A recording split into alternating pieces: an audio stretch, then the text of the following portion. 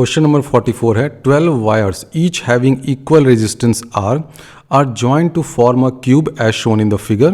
Find the equivalent resistance between the diagonally opposite points A and F. इसमें कितने wires हैं? 12 wires हैं और हर वायर का रेजिस्टेंस R है, यानी कि इसका R है, इसका R है, इसका भी R है, इसका भी R है।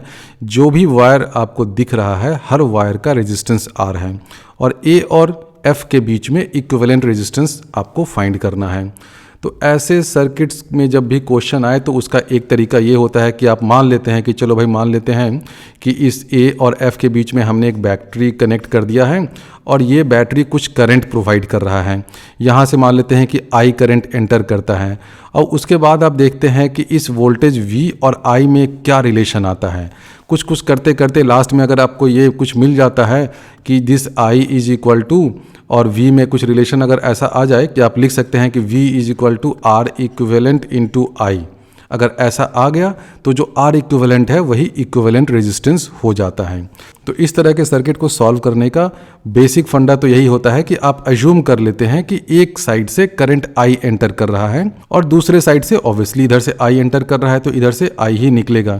लेकिन मेन दिक्कत होती है कि करंट का डिस्ट्रीब्यूशन अंदर में कैसे हो रहा है, इक्वली डिवाइड हो रहा है या अनइक्वल डिवाइड हो रहा है, ये मेन फंडा होता है इसमें। तो अभी हम लोग मान लेते हैं कि ए कॉर्नर से I करंट एंटर किया तो ऑब्वियसली F वाले कॉर्नर से भी I करंट तो निकलेगा, लेकिन ए कॉर्नर्स में घुसने के बाद करंट का डिस्ट्रीब्यूशन कैसे होगा उसको हम लोग अब ध्यान से देखते हैं। तो यहाँ से अगर I करंट जा रहा है तो करंट के पास कितने ऑप्शन है? 3 ऑप्शन है। जब यहाँ पर करंट आ गया तो वो इधर भी जा सकता है, इधर भी जा सकता है, इधर भी आ सकता है। 3 ब्रांचेज उसको मिल रहे हैं। सिमेट्री आर्गुमेंट से होगा ये कि तीनों ब्रांच में इक्वल करंट जाएंगे, इसमें भी I/3 जाएगा, इसमें भी I/3 जाएगा और इसमें भी I/3 जाएगा। तो ये इस क्वेश्चन का क्रक्स है, बेसिक कॉन्सेप्ट यहीं पे इन्वॉल्व है कि सिमेट्री आर्गुमेंट से होगा ये कि इस वाले ब्रांच में और इस वाले ब्रांच में और इस वाले ब्रांच में तीनों में इक्वल करंट का डिस्ट्रीब्यूशन होगा और कितना कितना होगा? I/3 होगा। बच्चे इसी को नहीं समझ पाते हैं कि नहीं सर ये देखने में तो लग नहीं रहा है, क्योंकि ये ऊपर वाला देखिए ऊपर वो फेस से जा रहा है फिर ऐसे हो जा रहा है, तो इक्वल कैसे हुआ? अब मैं उसी को समझाता हूँ कि ये इक्वल क्यों होगा तीनों में करंट का डिस्ट्रीब्यूशन। सबसे ऊपर में अगर आप देखिएगा तो दो जो साइड्स हैं AB और AD, ये देखने से क्या लग रहा है कि ऊपर का जो एक स्क्वायर फेस है, क्योंकि ये क्या है क्यूब बना है ना, हाँ, तो ऊपर वाला ये एक स्क्वायर फेस है। तो अब ऊपर में तो सिमेट्री आर्गुमेंट से लग रहा है कि हाँ जो AB में जो करंट जाएगा वही AD में जाना चाहिए, ये दोनों करंट तो इक्वल होगा, क्योंकि यहाँ पर आया तो ऊपर में एक स्क्वायर फेस है, ये ऊपर गया, उसके बाद इसके पास 2 ब्रांचेज हो गए, इस D पे भी 2 ब्रांचेज हो गए और अल्टीमेटली जितना इधर से आया और अल्टीमेटली ऊपर के 2 ब्रांचेज में जितना करंट आएगा वो इधर और इधर से उतना ही करंट आ जाएगा। लेकिन ये तीसरा जो ब्रांच है इसमें भी करंट जो होगा वो इक्वल क्यों होगा, ये समझना थोड़ा सा मुश्किल है। अभी तक मैंने क्या समझाया कि ये वाला जो ब्रांच है और ये जो ब्रांच है इन दोनों में तो करंट इक्वल होगा, यानी कि I in this AB branch this will be equal to I in this AD branch.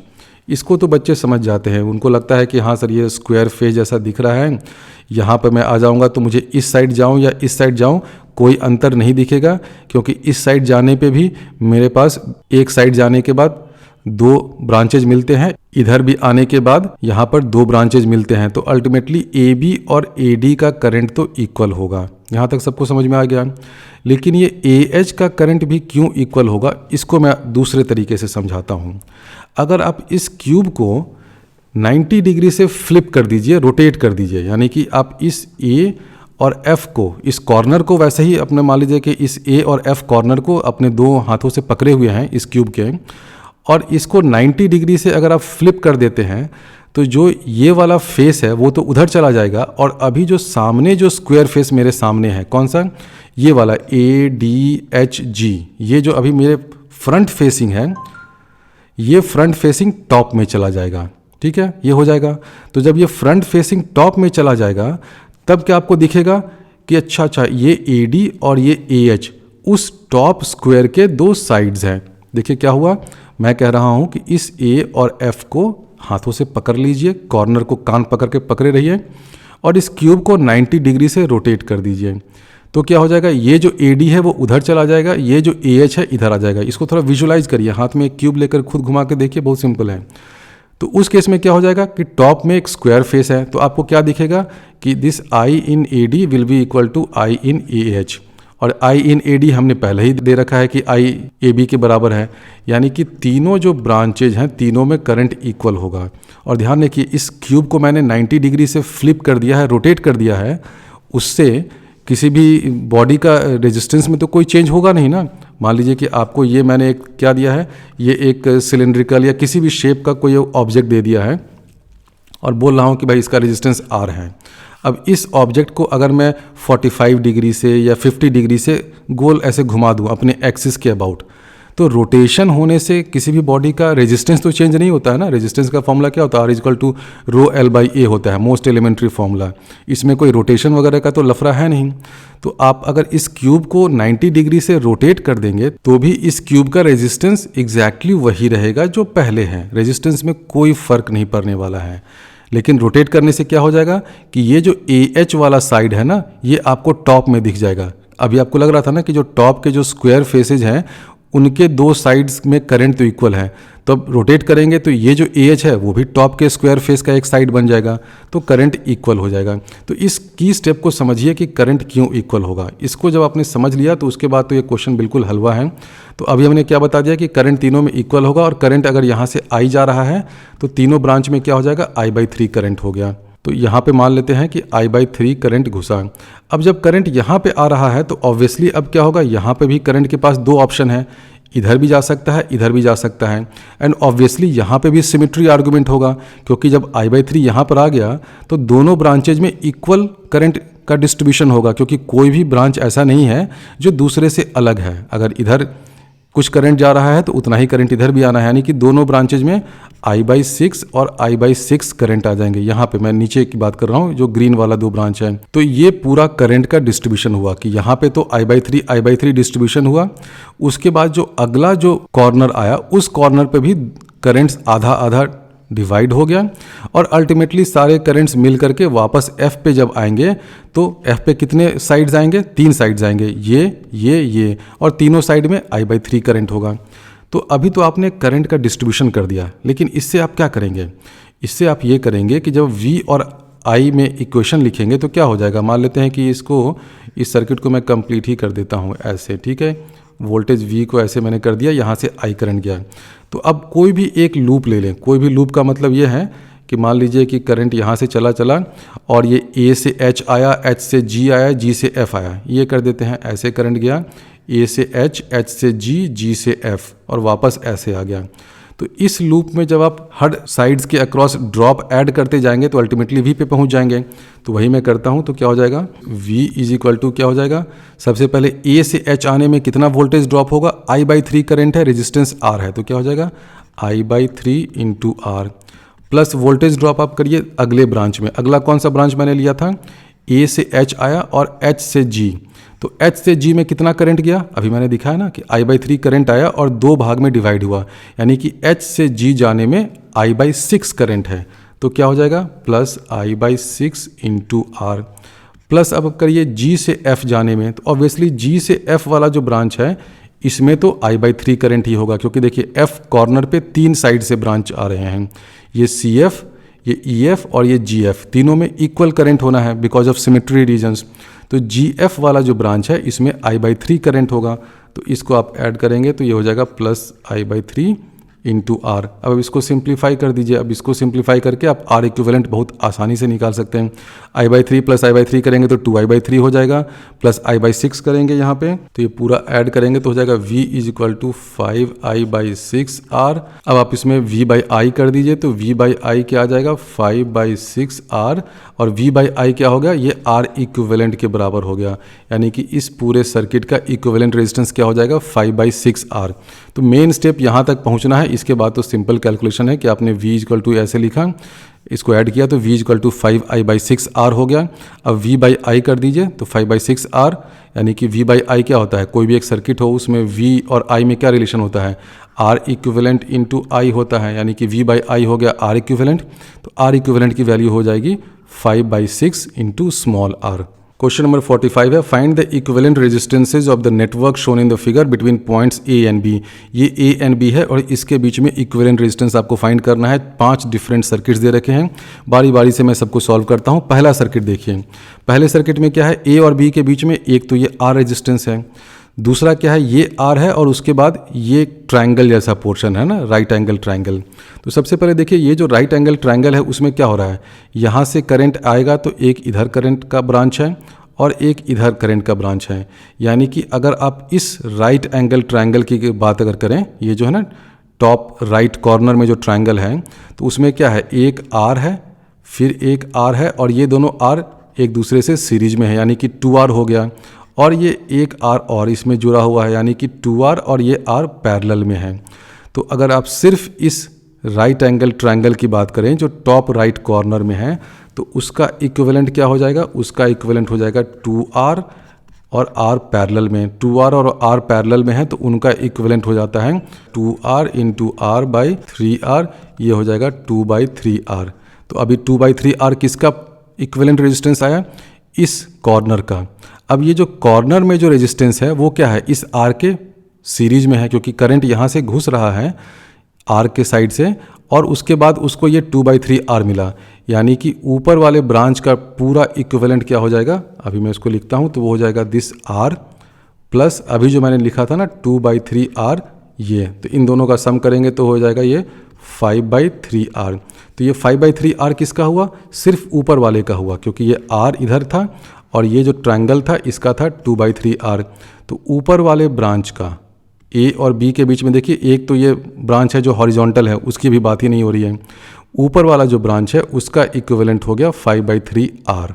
अब ये ऊपर वाला ब्रांच और ये आर जो हॉरिजॉन्टल है, ये दोनों पैरेलल में है, तो इनका इक्विवेलेंट आपको लिखना है तो क्या करेंगे, 5/3R इज पैरेलल R। इसका इक्विवेलेंट जब आप फाइंड करेंगे, दो रेजिस्टेंसेज है R और 5/3R जो पैरेलल में है, उनका इक्विवेलेंट लेंगे तो वो बहुत सिंपल है, वो हो जाएगा 5/8R। ए पार्ट का आंसर हो गया 5/8R। कैसे किया, इस ट्रायंगल वाले का पहले निकाला, ये आर सीरीज में है, 2R हो गया, तो ये 2R और ये R पैरेलल में है, क्योंकि देखिए ये पॉइंट और ये पॉइंट तो सेम वोल्टेज पे हैं, तो ये 2R और R पैरेलल में है, उसका इक्विवेलेंट है 2/3R। ये 2/3 और ये R सीरीज में है, तो इनको मैंने ऐड किया तो 5/3R आ गया।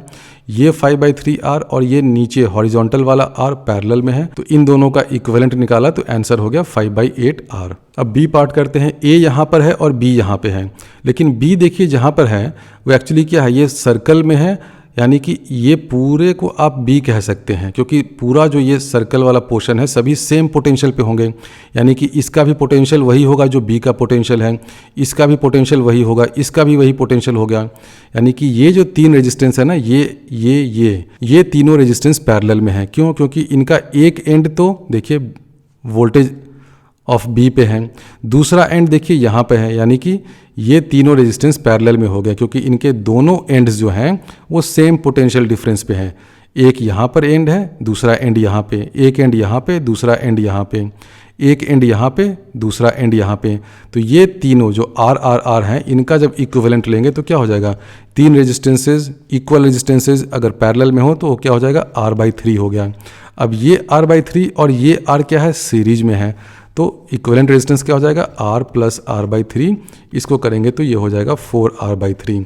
तो बी पार्ट तो आसान था, बस आपको ये ध्यान देना था कि ये जो तीन रेजिस्टेंसेज हैं ये तीनों पैरेलल में हैं। अब पार्ट सी देखिए, यहाँ पर ए है, यहाँ पर बी है, ये भी बहुत आसान है। अगर आप यहाँ पर एक लाइन ऑफ सिमेट्री बना दें तो आपको क्या दिखेगा कि इस लाइन ऑफ सिमेट्री के ऊपर और नीचे सर्किट बिल्कुल एक जैसा है, दोनों जो पार्ट है एक दूसरे का मिरर इमेज है।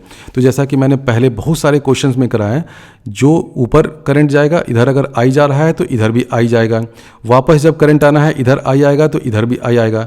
यानी कि ये जो बीच वाला ब्रांच है ना, ये खाली पीली कबाब में हड्डी बना हुआ है, इसके थ्रू कोई करंट नहीं जाएगा। यानी कि मैं एक लाइन ऑफ सिमेट्री यहाँ ऐसे बना देता हूँ और उसके बाद करंट का डिस्ट्रीब्यूशन ये आई हुआ तो इधर आई होगा, वापस इधर आई ही आना है, यानी कि इसके थ्रू कोई करंट नहीं है। इधर भी आई होगा तो इधर भी आई होगा, इधर भी आई होगा, इधर भी आई होगा, यानी कि इधर से इधर कोई करंट नहीं जाना है।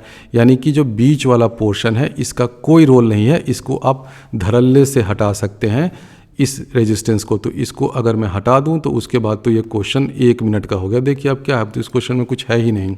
अब क्या है, ऊपर में R और R 2R ये है, नीचे में R और R 2R है, और ये क्या है, दोनों पैरेलल में है क्योंकि A पोटेंशियल यहाँ पे है, B पोटेंशियल यहाँ पे है, 2R पैरेलल इन 2R, तो इसका इक्विवेलेंट क्या हो जाएगा, ऑब्वियसली इसको आप करेंगे सॉल्व। दो रेजिस्टेंसेज हैं, इक्वल रेजिस्टेंसेज पैरेलल में है तो उनका हाफ हो जाता है, यानी कि 2R का हाफ क्या हो गया, R, तो इसका आंसर हो गया R।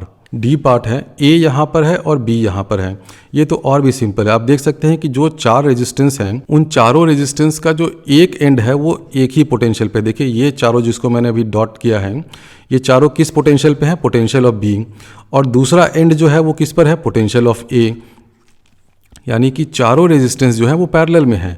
एक रेजिस्टेंस आपने बनाया, दूसरा बनाया, ये तीसरा बना दिया, ये चौथा बना दिया, और चारों का जब आप वो देख रहे हैं, क्या देख रहे हैं कि एक एंड किस पे है भाई, ये तो पोटेंशियल ऑफ A पे है, दूसरा एंड किस पे है भाई, ये तो पोटेंशियल ऑफ B पे है, यानी कि चारों पैरेलल में है। तो क्या हो जाएगा 1/R equivalent is equal to 1/R plus 1/R plus 1/R plus 1/R। इसको करना बहुत सिंपल है, ये 4/R हो गया, यानी कि R इक्विवेलेंट क्या हो जाएगा, R इक्विवेलेंट हो जाएगा R/4, क्योंकि 4 रेजिस्टेंस हैं, इक्वल रेजिस्टेंसेज हैं और चारों के चारों पैरेलल में हैं, तो इक्विवेलेंट रेजिस्टेंस हो गया R/4। इस क्वेश्चन का लास्ट पार्ट है, ये सर्किट दे रखा है। अब इसमें आपको दे रखा है कि कुछ 5 रेजिस्टेंसेज हैं, इधर से उधर कनेक्शन भी कर रखा है, ये A है, ये B है, ये बीच में 2 एंड हैं, इनका कुछ नामकरण नहीं किया है भाई, इसका नाम मैं C कर देता हूँ, इसका नाम D कर देता हूँ। अब जो बच्चे बहुत ही शार्प होंगे वो देखकर बता देंगे कि ये बैलेंस्ड व्हीटस्टोन ब्रिज है या सिमेट्रिकल सर्किट है। यहाँ से देखने से नहीं लग रहा है कि ये सिमेट्रिकल सर्किट है, लेकिन इसको मैं थोड़ा सा टेढ़ा मेढ़ा घुमाऊंगा तो अभी आपको दिख जाएगा कि ये सर्किट बिल्कुल सिमेट्रिकल है। एक रेजिस्टेंस देखिए किसके किसके बीच है, A और D के बीच में है, तो मान लेते हैं कि A एंड यहाँ हो गया और ये रेजिस्टेंस बना दिया, और इसका नाम हम लोग कर देते हैं D, ये कर देते हैं A, ठीक है, यहाँ कर दिया। उसके बाद देखिए एक रेजिस्टेंस है वो A और C के बीच में है, तो ऐसे कर दिया, इसका नाम यहाँ कर दिया C, ठीक है। उसके बाद एक रेजिस्टेंस है D और B के बीच में है, तो ऐसे ऐसे ऐसे किया, इसका नामकरण कर दिया B। और एक रेजिस्टेंस देखिए C और B के बीच में है, तो यहाँ से ऐसे ऐसे किया, इसका नामकरण कर दिया B तो था ही। और एक D और C के बीच में भी, D और C के बीच में भी एक रेजिस्टेंस है, तो इसको भी कर दिया, ये रेजिस्टेंस बन गया। तो अब भी इस क्वेश्चन में कुछ बचा हुआ है क्या, देखिए कितना सिंपल है, ये R, ये R, ये R है, ये R है। बच्चा भी बोल सकता है कि ये तो बैलेंस्ड व्हीटस्टोन ब्रिज है, ठीक है, यानी कि जो बीच वाला रेजिस्टेंस है इसका कोई रोल नहीं है, इसके थ्रू कोई करंट फ्लो नहीं करेगा। अगर आप उस तरीके से नहीं जाना चाहते हैं, अगर आप सिमेट्री आर्गुमेंट लगाना चाहते हैं तो भी देखिए बैलेंस्ड व्हीटस्टोन ब्रिज क्या है, वो सिमेट्री आर्गुमेंट से ही आता है। आप ऐसे कर दीजिए तो ये क्या है, अब ये थोड़ा सा ऊपर बन गया है तो आपको लग रहा होगा कि सिमेट्रिकल नहीं है, चलो मैं इसको थोड़ा सा नीचे खिसका ही देता हूँ। तो अगर आप इसको देखेंगे तो ये लाइन ऑफ सिमेट्री AB से पास कर रहा है, ऊपर वाला पोर्शन और नीचे वाला पोर्शन बिल्कुल एक जैसा दिख रहा है, यानी कि ऐसे कुछ करंट गया, I गया, तो वही I करंट को इधर वापस आना ही है ना, I करंट उधर गया तो इधर आना है, उसी तरह इधर भी I करंट आएगा और इसको भी वापस इधर आना है, यानी कि कोई भी करंट जो इधर से आ रहा है लेफ़्ट से राइट वो इस ब्रांच में नहीं घुसेगा। उसी तरह जो करंट इधर से आ रहा है वो नीचे नहीं जाएगा, यानी कि बीच वाला जो ब्रांच है वो रिडंडेंट है, उसमें कोई करंट नहीं जा रहा है, तो उसको हटा ही दो भाई, ये भाग जाओ तुम बीच वाले। और ये इसलिए भी भागना पड़ेगा कि ये बैलेंस्ड व्हीटस्टोन ब्रिज बन गया है, तो इसको भागना पड़ेगा बीच वाले को। तो अब तो ये हलवा क्वेश्चन है, क्यों, क्योंकि ऊपर में देखिए क्या है, R और R 2R हो गया, क्योंकि ये सीरीज में है ना, ऐसे करंट गया तो सीरीज में हो गया।